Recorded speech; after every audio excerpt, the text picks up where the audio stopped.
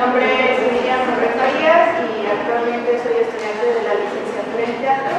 Estoy cursando el 9º semestre y mi propuesta para proyecto de titulación es una sistematización de enseñanza-aprendizaje.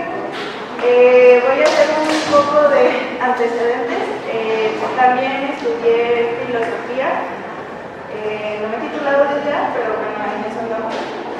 El punto aquí... un micrófono si quieres. No, está bien, gracias.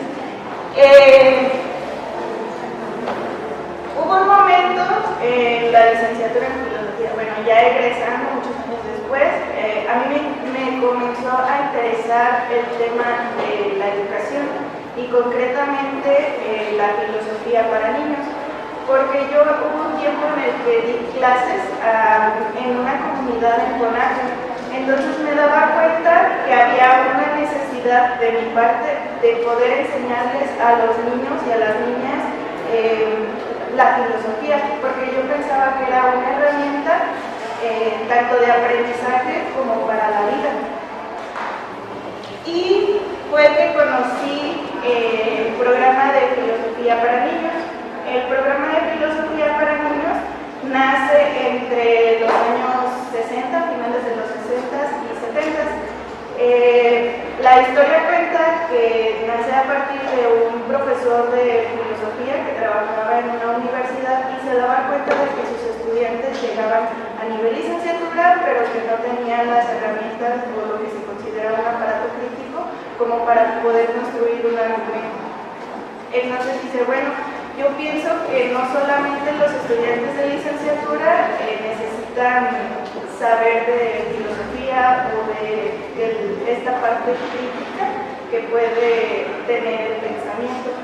Entonces dice, bueno, voy a escribir una novela y empieza a escribir una novela que fue la primera novela del proyecto de filosofía para niños, que en ese momento pues fue, digamos que ahorita dentro del currículum de filosofía para niños es la novela que está de 11 a 13 años, que es El descubrimiento de Kara. Él es lógico, entonces él como que se preocupa mucho por esta cuestión del lenguaje, de la estructura, de la lógica y de la parte crítica.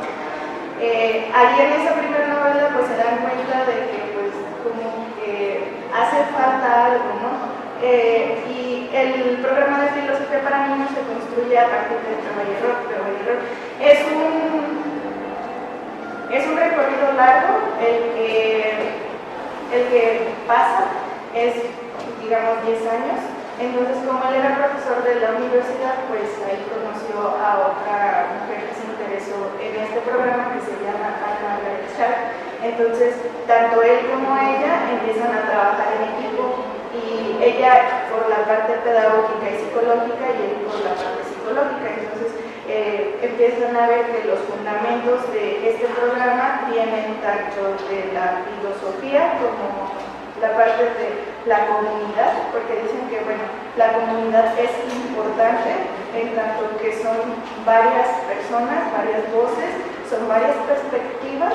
Entonces es importante a través de esas perspectivas y a través del diálogo de esas perspectivas empezar a construir en el aula aquello que se puede llamar conocimiento, o que también es una oportunidad de confrontar ideas entre las personas.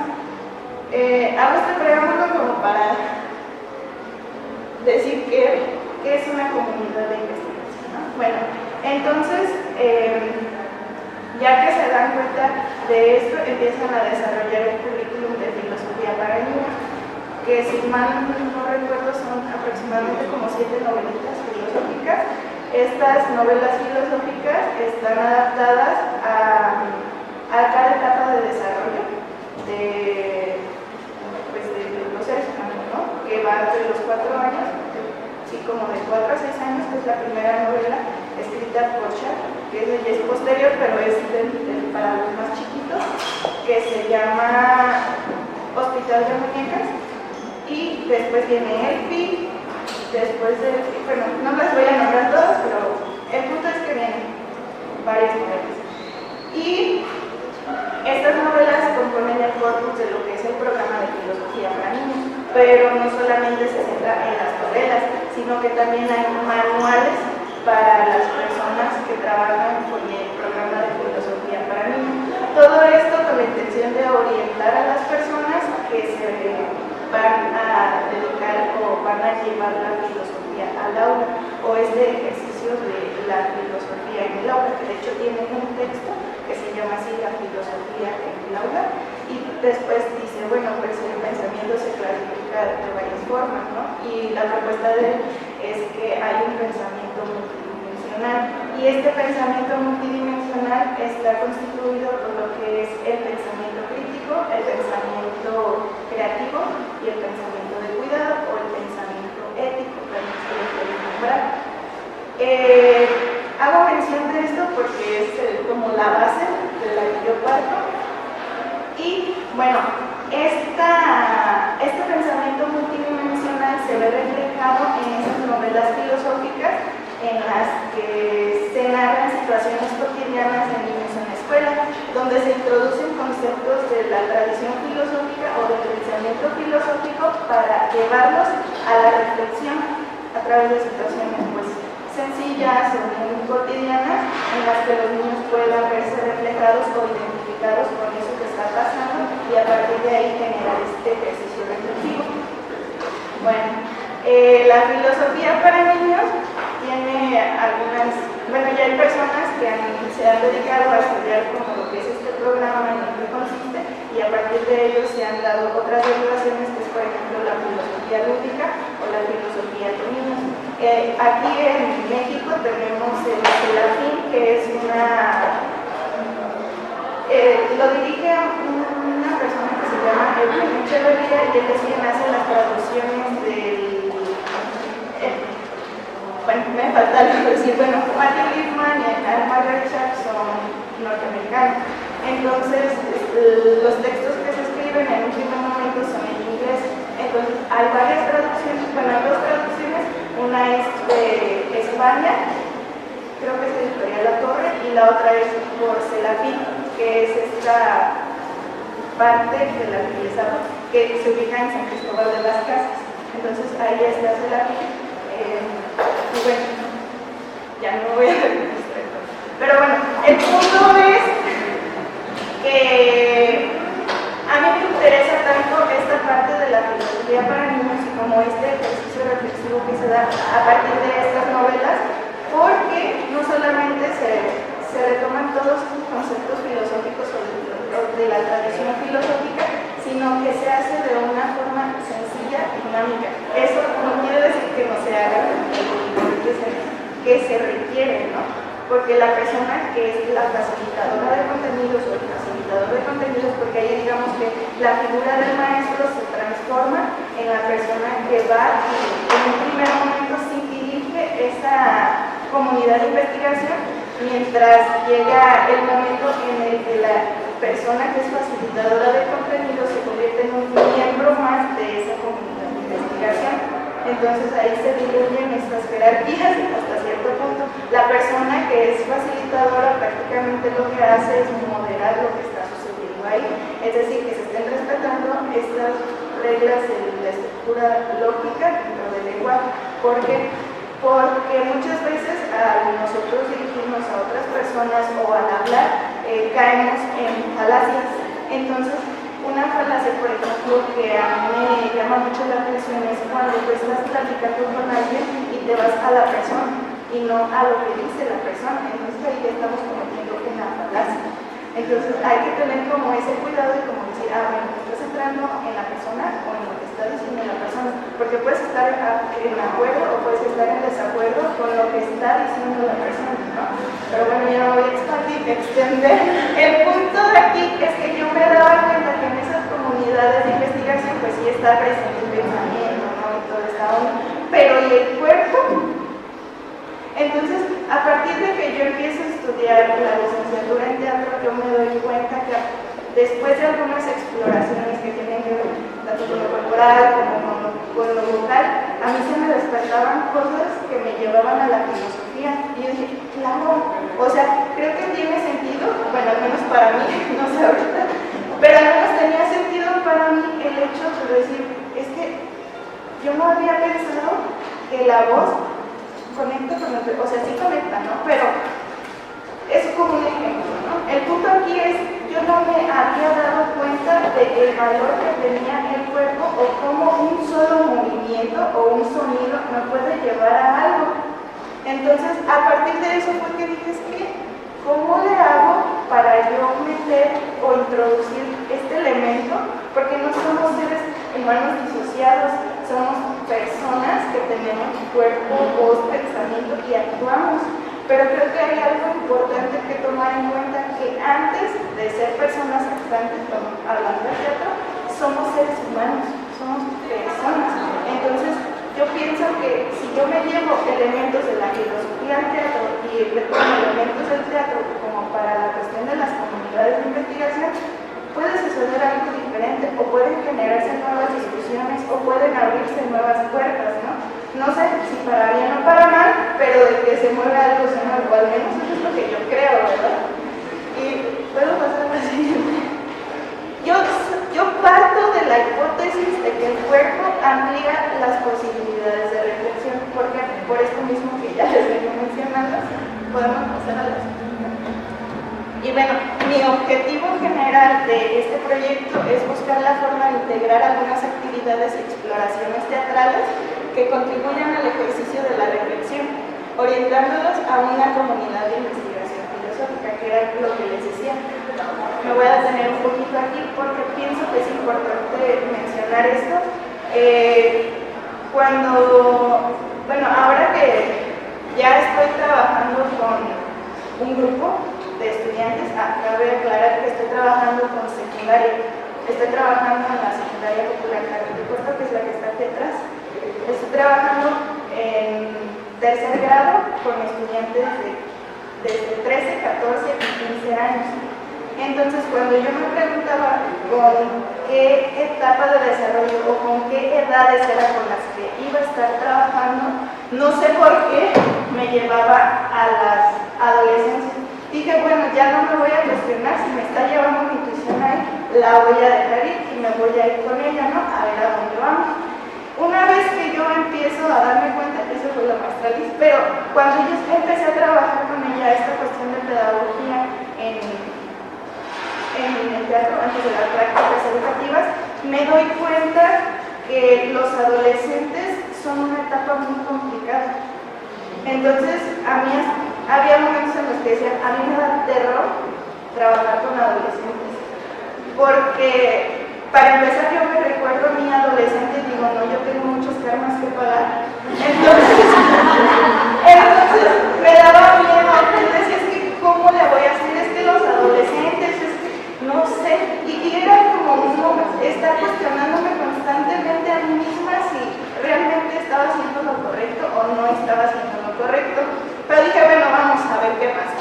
Ya cuando empiezo a ver con la maestra Liz la etapa de desarrollo, que es como esta cuestión de la identidad y de las dudas, y que también empiezo a leer un poquito más acerca de qué sucede en ese momento de la existencia humana, me doy cuenta que sí, o sea, creo que tiene mucho sentido el hecho de llevar la filosofía a esa edad en especial, porque es ese momento en el cual tú no eres ni niño y tampoco eres una persona todavía considerada como joven o dentro de la etapa de desarrollo que se clasifica. Y creo que hay como un proceso tanto biológico como psicológico y como estas dudas que tenemos de todo lo que está pasando, todo lo que me está pasando, y aparte conectarlo como con estas otras cuestiones del entorno, creo que la filosofía era muy pertinente, pero también es que no me puedo olvidar del cuerpo porque el cuerpo está ahí. Entonces, ¿cómo le hago para que yo pueda entrar con el cuerpo y con el pensamiento? Entonces, podemos pasar a la siguiente. Y bueno, la justificación que yo hago en lo que llevo de protocolo es el utilizar algunos ejercicios o actividades como factor detonante de la reflexión, porque eso nos va a ir a nosotros aportando experiencias, y es unas experiencias, emociones o sentimientos, y a partir de esto es que nosotros podemos reflexionar sobre eso que sucede ahí. Podemos cambiar. la metodología que he estado llevando hasta el momento tiene que ver con aspectos teórico-prácticos, ¿no? Yo retomo algunos fundamentos filosóficos y me apoyo de la base que es Matthew Lippmann, también trabajo con Annie Sharp y un poco ya es como lo veíamos también con la doctora Gunari, que es esta parte de las fuentes secundarias, ¿no? que vendría a ser Martha Nussbaum, que también es una persona que está investigando toda esta cuestión de las emociones, y siento que ella también me ayuda para conectar o hacer este puente tanto del arte con la filosofía en la cuestión pedagógica. Podemos cambiar. Y bueno, mi trabajo se divide en 5 capítulos. El primero pues es donde yo expongo lo que es la filosofía para niños, cómo se trabaja, y también me hago la pregunta, porque yo parto de preguntas, ¿por qué pensar en un proyecto educativo que funcione el teatro y la filosofía para niños y niñas?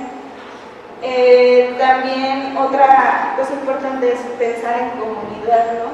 Preguntarnos quiénes somos. Pues es una pregunta filosófica, pero pienso que de ahí se pueden desprender muchas cosas. Otra cosa que ya viene a ser como el puente, que es la presencia del arte en la educación. Y yo parto de la pregunta, ¿el arte se enseña? Después retomo esta parte del teatro como una herramienta de enseñanza-aprendizaje en la comunidad de investigación. Y es ahí donde yo incluyo la parte del cuerpo y como todas estas actividades o experiencias que se pueden generar a través del teatro. Ya viene después el capítulo 3, las planeaciones, que vendrían a ser como ya dentro de la transición entre lo teórico y lo práctico, porque pues es como vaciar todo eso que traigo en la cabeza y ver si funciona en la práctica o no, o qué pasa. Y después de las planeaciones yo estoy recurriendo a bitácoras. Lo que he estado haciendo en las sesiones que he estado trabajando con las chicas y los chicos es que les pido permiso para grabar su voz. Ahorita les explico por qué les pido permiso. Y después, pues la idea es que sea el capítulo 5, las conclusiones y los anexos que vienen a ser como las evidencias de la práctica, lo que se vaya generando pues, ahí. Y vamos a pasar a la Y bueno, también planteé, una vez que me senté a hacer la planeación general del taller, me di cuenta que era necesario plantear un objetivo general y un objetivo específico de la planeación. Cuando yo empiezo a trabajar sobre el objetivo general, me doy cuenta de que es importante que las personas logren conocerse a sí mismas. Claro, no es un proceso que en una semana suceda, en un mes suceda, es un proceso que puede durar toda la vida, ¿no? Pero el punto aquí es que el hecho de conocerse, o como yo lo estoy planteando, es que las personas con las que estoy trabajando o el grupo en el que estoy trabajando logren relacionarse entre sí de una forma cuidadosa, que es una de las cosas que se plantea en el pensamiento de cuidado de Matthew Lippmann. También aquí recurro a esta parte de que es un proceso constante e indispensable que requiere pensar y pensarse, de preguntar y preguntarse, dialogar, imaginar y accionar para poder construir y habitar un mundo mejor. De eso parto. El específico es que la persona logre relacionarse en comunidad a partir de algunas exploraciones del proceso actoral, junto con algunas preguntas para promover habilidades del pensamiento que le permitan comenzar a conocerse o comenzar esa búsqueda en el conocerse a sí misma. Una vez, se borró la seta y la gente, bueno. Ya cuando me siento a hacer la planeación general, digo qué actividades, qué elementos o qué partes son las que serían pertinentes como para hacer esta fusión o este híbrido, si se le puede llamar así, de lo que viene de la filosofía y lo que viene del teatro. pero que no sean como forzados, sino que sea algo que se vaya generando, que se vaya uniendo hasta cierto punto, pues en la práctica o solita, no sé cómo decirlo. Entonces, la comunidad de investigación va por etapas, ¿no? Yo digamos que estoy planteando una comunidad en una etapa inicial. ¿Por qué inicial? Porque yo me estoy centrando en lo que se menciona en el lugar de pensamiento de la educación, que es crear las condiciones. Yo no puedo llegar y decirles vamos a hacer eso, sino, bueno, vamos a ver cómo, ¿no? Necesito ir preparando el terreno donde me voy a mover. Pero esas condiciones necesitan un espacio donde se genere libertad, donde se genere confianza y donde se genere respeto. Para esta parte, yo dije, pues es que ¿cómo voy a iniciar? Y dije, puedo iniciar con una de las actividades que iniciábamos en la comunidad de investigación en uno de los talleres que yo tomé en filosofía para niños, que era el lugar seguro. ¿Qué es un lugar seguro? ¿No? Entonces nosotros partimos de la reflexión de lo que es un lugar seguro y no es un lugar seguro. Porque pienso que el hecho de que nosotros distingamos entre lo que sí es un lugar seguro o no es un lugar seguro, a nosotros nos puede ir preparando o disponiendo para poder entregarnos a lo que vaya a suceder ahí. Porque están de por medio nuestras voces, nuestros cuerpos, nuestras acciones, y creo que es indispensable buscar esas condiciones para que ese lugar sea seguro. Después también parto de los límites y la libertad. Creo que es importante plantearnos esto antes de también hacer alguna actividad que implique el cuerpo, ¿no?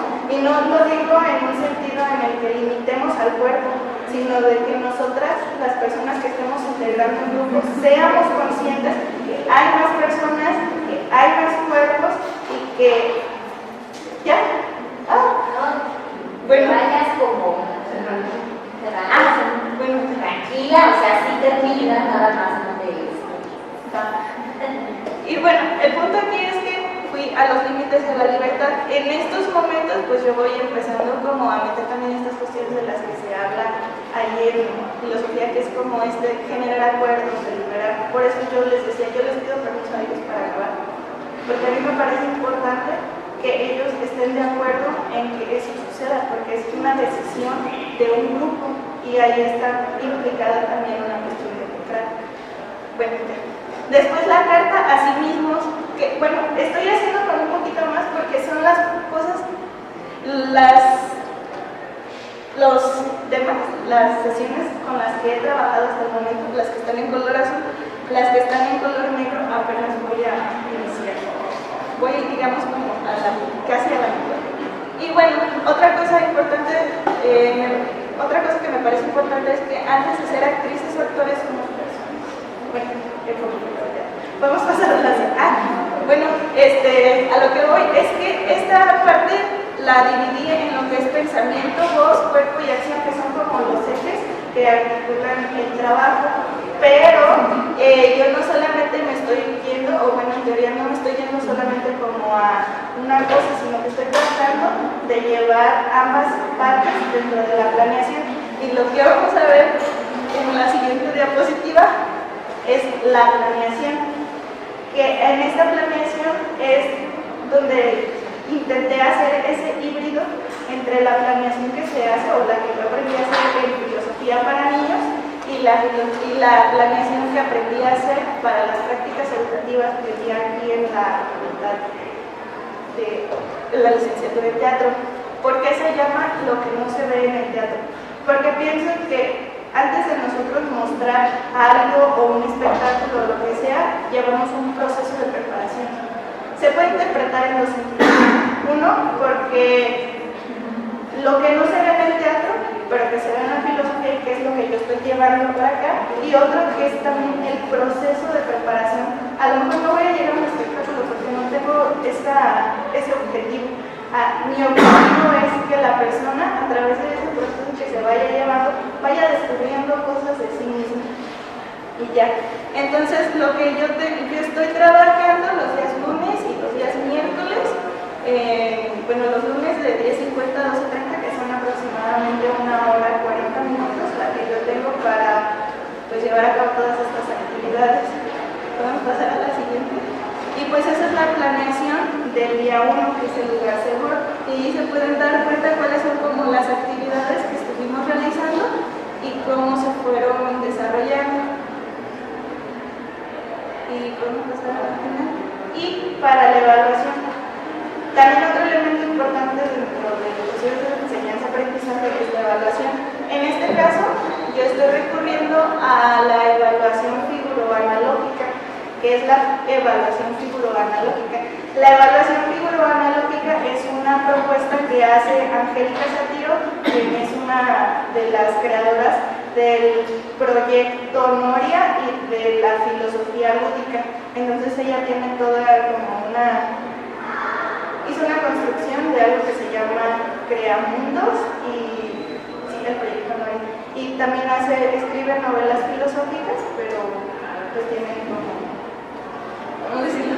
O sea, llevan como esta misma intención de hacer pensar y también como esta estructura de la que se maneja un poco en los manuales de filosofía para niños. En este caso no estoy trabajando con novelas filosóficas todavía, porque estoy nada más centrándome en crear esas condiciones.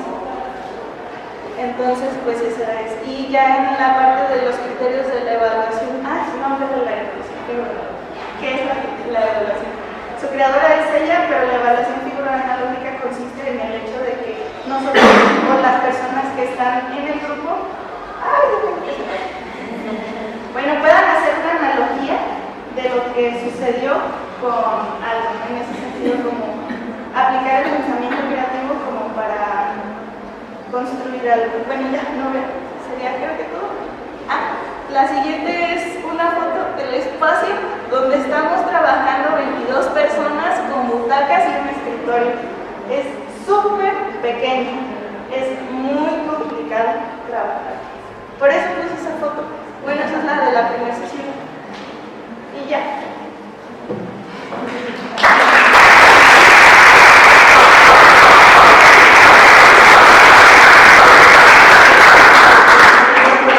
Para romper el protocolo le vamos a dar la palabra a la asesora.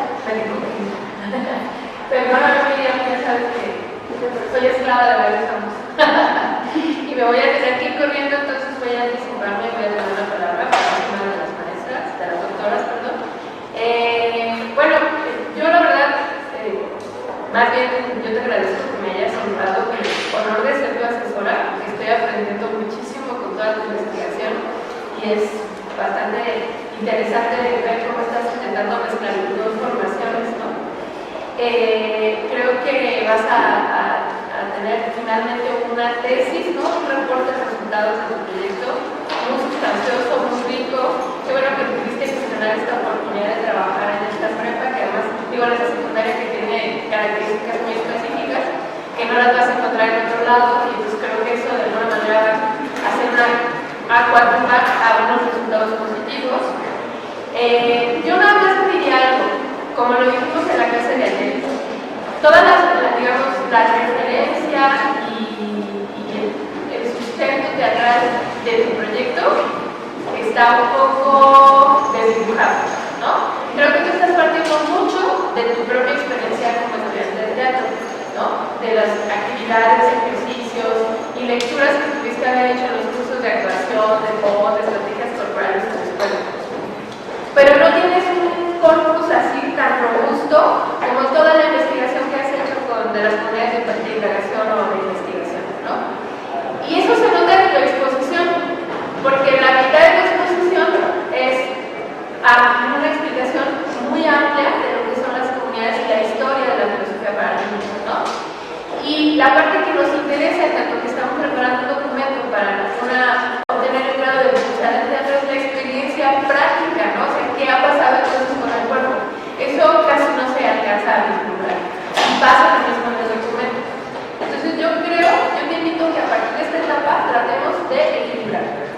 Que ya tú sabes, todos los que te escuchamos sabemos que tienes al dedillo la filosofía para niños y la secundaria de indagación, ¿no? Ya podemos graduarte en ese sentido.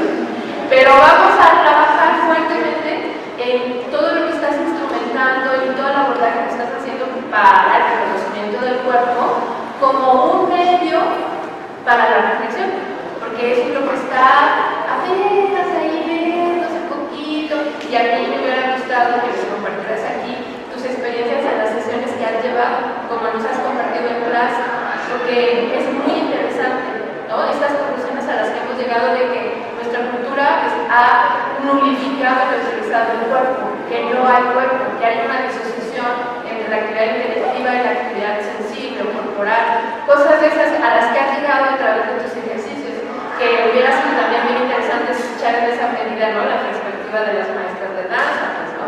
Entonces, ahí nos hace falta, ¿verdad? Enfatizar. Tenemos que orientar ahora toda nuestra atención al trabajo teatral propiamente y cómo está abordando el objetivo.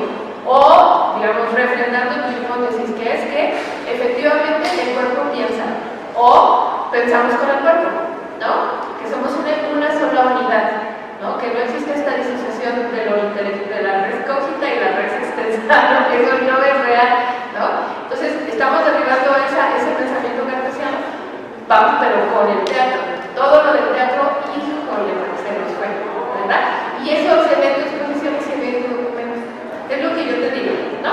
Pero es un trabajo que yo me asumo como parte mía de asesora contigo, ¿no? Entonces, no te estoy delegando la responsabilidad de, ¿cómo te gusta la coreografía? No, vamos a trabajar en conjuntamente, ¿vale?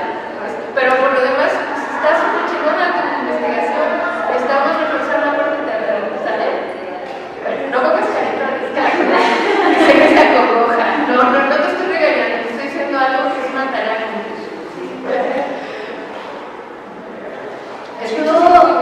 Yo quiero abonar a esto que está planteando Gunari cuando se hace Sí, me voy a salir. me voy a...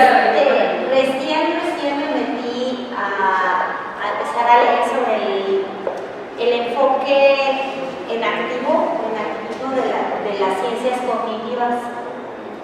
Y justo el planteamiento que hacen, pues es las cosas que nosotros sabemos y sentimos desde las prácticas culturales, como es el teatro o la danza. Y justo lo que hacen es, hay todo un apartado, no me acuerdo el nombre del texto, pero me mandas un mensaje, nos ponemos de acuerdo, acá te paso pero justo hacer una crítica a la fenomenología, porque aparentemente está desde el cuerpo ahí muy puesto, pero desde la reflexión y no desde el cuerpo. Y yo creo que esos fundamentos, o sea, como están puestos ahí, tal cual los puedes agarrar así y pegar a veces. O sea, en verdad que están como dándote la respuesta. Es un enfoque que yo no conocía, que estaba preguntando, que como que no estamos muy cerca y es bastante bien con las ciencias cognitivas, pero evidentemente como involucra al cuerpo y al sentir del cuerpo, pues no está aparentemente tan normal. Y entonces, a mí me encanta lo que estás haciendo. Conozco, mis hijos han llevado filosofía a niños desde el preescolar y sé lo que hace la filosofía para niños y es maravilloso. Y coincido en que hace falta que eso suceda desde el cuerpo.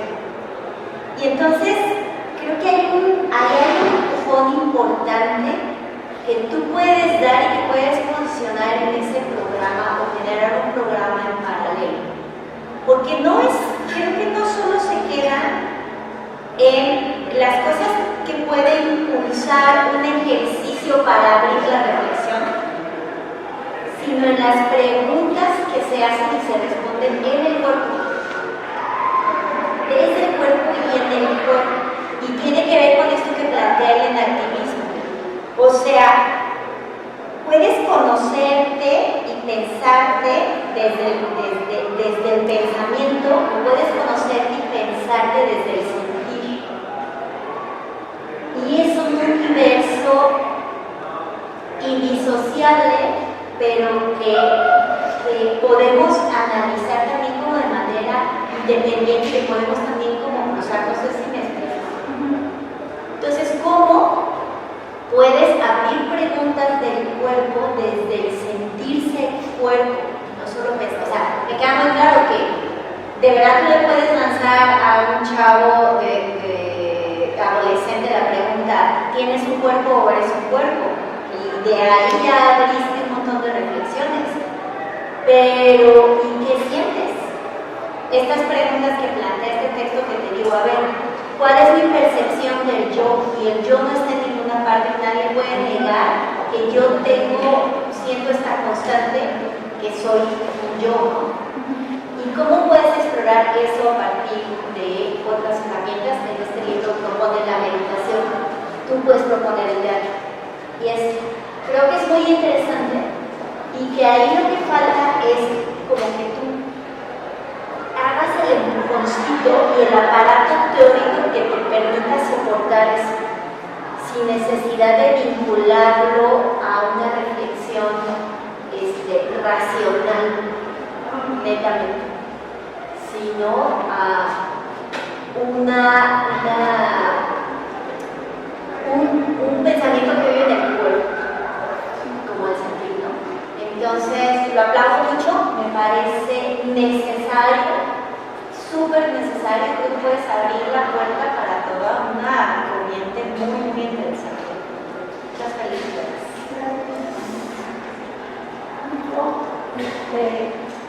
Tu presentación y una pregunta que hiciste me hizo pensar, me hizo recordar una cosa que vivimos los Swigui hace como 20 años, cuando estábamos haciendo plantas que está ahorita, porque vino parte de didáctica, en esa época se llamaba el centro de didáctica como pedagogo, a enseñarnos cómo se enseña curricular, y cuando salía de la realidad, que tampoco era una persona sencilla. Entonces nos decía, es que ustedes tienen que definir qué es danza, porque si tú no sabes qué vas a enseñar, ¿cómo lo vas a enseñar? Entonces, ¿cómo explicas que parte tiene forma de decir qué cosa es danza? Yo tendría que dar toda una clase de historia del arte del final del siglo XIX a la fecha. Entonces, le cambiamos la jugada, ¿no? Nosotros conocimos esta idea de la construcción de la poética personal, ¿no? Como una serie, como finalidad, una serie, y no como finalidad adquirir un conocimiento que está establecido. Entonces, eso obviamente tuvo consecuencias, sí, pero muy fuertes en toda la práctica y todo el tratamiento del diseño curricular, porque toda la atención, en vez de volcarse al conocimiento que ya está ahí, que claro, hay un conocimiento de la danza, pero al cual no dialoga, se volcó hacia la experimentación y hacia la experiencia y hacia la propia reflexión de los procesos corporales, que hizo que todas las prácticas cambiaran. Todo lo que es hacer danza y lo que es estudiar danza. Entonces, a mí me parece que es una cosa que es interesante porque la filosofía para niños, para que haga un proceso similar. Sí, ahí está toda la filosofía, ahí están todos los filósofos, sus pensamientos, pero el asunto es cómo haces que las infancias reflexionen, ¿no? Entonces, yo pienso que la cuestión de la experiencia que tú lo pones varias veces en dimensiones de la experiencia, puede ser esa clave justo para relacionar con lo que estaba diciendo. El teatro, si no es a partir de la experimentación, de una experiencia que te permite ser un ser autorreflexivo, puedes encontrar esa relación entre los procesos de reflexión, quizá más intelectuales propios de la filosofía y los procesos de reflexión que se construyen desde el cuerpo propios de las artes escénicas, ¿no? Entonces, yo pienso que ahí tienes una clave que quizá no la has nombrado, pero que sí la intuyes, porque hablas de ella, ¿no? Entonces ahí yo creo que sería como ver por dónde está lo que te une, ¿no? Esas dos formas de desarrollar la reflexión y esta cuestión del hacer, ¿no? Del proceso, ¿no? Del proceso de enseñanza a pensar que como proceso, pero la vida misma no decimos somos personas, somos procesos.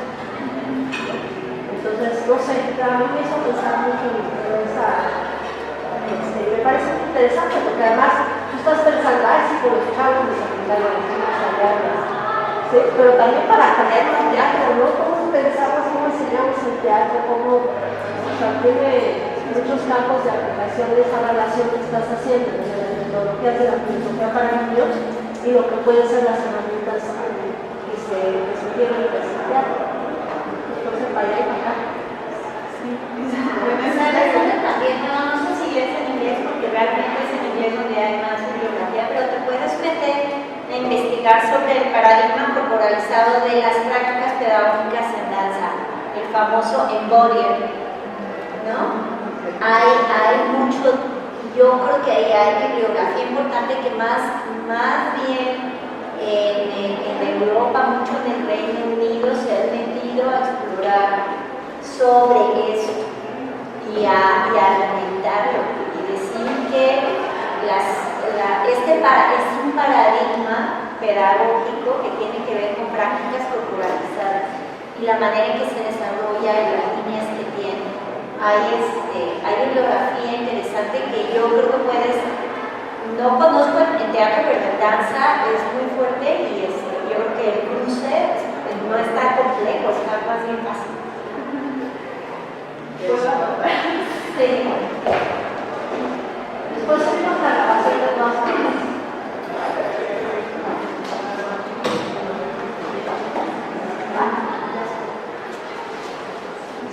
Y ya digo, Tiene funcionado. mira, yo creo que es tu trabajo en este espacio, porque justamente no quiero ir a estar con otras cosas, porque esto es tu trabajo como me explota así, como en un millón de direcciones así. Entonces empiezo a pensar en un montón de cosas y empiezo a pensar, por ejemplo, que una de las cosas donde el mundo está cambiando, así como el internet y así como la teoría de género, un montón de cosas, es justamente quitar esta binariedad cuerpo-pensamiento. Y ahí estamos. Y ahí estamos. Porque tú y yo, hemos vivido que, por ejemplo, ahora recién hacemos un ejercicio con estos muchachos por la tarde. Y hay con las manos buscarlas, reconocerlas, volverlas a ver, sentirlas, tocarlas, revisarlas, juntarlas, jugar. Y había cosas que no podíamos decir, pero que las sabíamos, que las supimos. Y así fui yo. Y así tú y yo hemos vivido que le damos un rollo a las cosas y luego. Entonces yo me imagino el proceso que está viviendo de traer toda la carga filosófica y además todos los condicionamientos de la propia licenciatura, de la propia comunidad de filosofía, ¿no? Que son como absolutamente rigurosos y la verdad, ¿no? Entonces todo el proceso que tú, al saber que hay cosas que solo se viven y que el cuerpo te puede decir y enseñar, ese proceso que tú estás viviendo es el que estás llevando también, o sea, tú estás dándole la vuelta a este complemento de sí, o sea, no vamos a decir o la filosofía o el teatro, sino las dos juntas, que es tu propio proceso. Entonces, hacer esto de tu tesis y hacer que el teatro y la filosofía convivan como el cuerpo y la cabeza, que también puedes llegar a ser una sola cosa. Yo también ya lo digo, pero sí, lo que yo estoy de acuerdo con todo lo que has dicho, te vas a hablar de licenciatura, no de licenciatura. Entonces, el enfoque y además lo que no se ha hecho y lo que tú estás proponiendo es cómo el teatro nos ayuda a reflexionar sobre las preguntas esenciales, ¿no? Y bueno, y para los adolescentes, que además son cuerpo, hormonas, ¿no? en un salón chiquitito, a ver, ¿no? O sea, sí hay un montón de temas ahí, pero lo más difícil para el clase es renunciar, a mí me parece. Renunciar a toda esta tentación de ir a experimentar cosas así de, ay, este me quiere ir por acá, y él me quiere ir por acá también, y me quiere ir por acá también. No, a ver, por hoy, titúlate entero. Y estos van a quedar ahí, y van a seguir en la sociedad, pero sí hay que renunciar a cosas. Me parece que tienes que renunciar a cosas, a temas. Tu objetivo está claro, ahí vas. Y sí, efectivamente sí hay que ir a las nuevas lecturas de la persona que aprende, no la cabeza que aprende, la persona que aprende. Sí, también creo que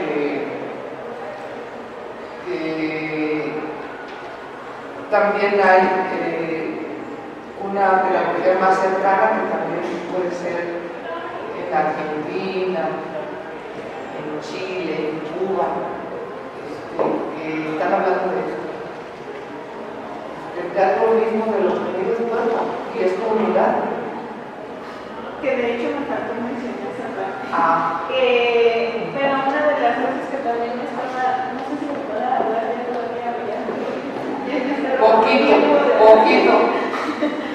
Pero una de las cosas que también me promueve ahí de relación, bueno, era lo que estaba pensando, es que en teóricos del teatro me pueden apoyar como para decir lo que quiero, o qué me pueden aportar, o qué puedo generar a partir de eso.